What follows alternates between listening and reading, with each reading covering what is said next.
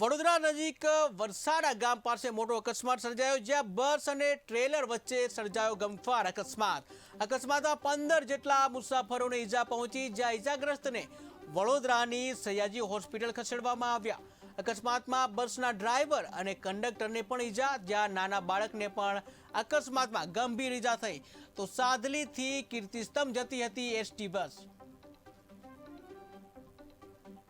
7 જણને જે વાગેલું છે ઈજાગ્રસ્તો અહીં પહોંચાડવામાં આવ્યા છે અને અત્યારે એક સિમેન્ટ જેવો એક પાવડર કંઈક ઝેરી પદાર્થ ભરેલી ટ્રક કન્ટેનર હતું એ બસ જોડે અથડાતા ધડાકાભેર અથડાતા આ લોકોને ઈજાગ્રસ્ત થઈ છે અને બસને પણ નુકસાન થયું છે અને અત્યારે 2 ક્રેન મંગાવીને અત્યારે કન્ટેનરને ખસેડવાની કામગીરી શરૂ કરી। તો બરોડા અને કરજણ વિધાનસભાની વચ્ચેનો વિસ્તાર છે, ડભોઈને કરજણનો ધડાકાભેર અત્યારે ત્યાં જવાય એવું નથી, કારણ કે આખો ટ્રાફિક જામ છે, રસ્તો બંધ થઈ ગયો છે, એટલે સીધા જ અમે અહીંયા આગળ પહોંચ્યા છે અને ત્યાં ઘટના સ્થળ પર પોલીસ પહોંચી ગઈ છે। અત્યારે તો 6 થી 7 જણને જે વાગેલું છે ઈજાગ્રસ્તો અહીં પહોંચાડવામાં આવ્યા છે અને અત્યારે એક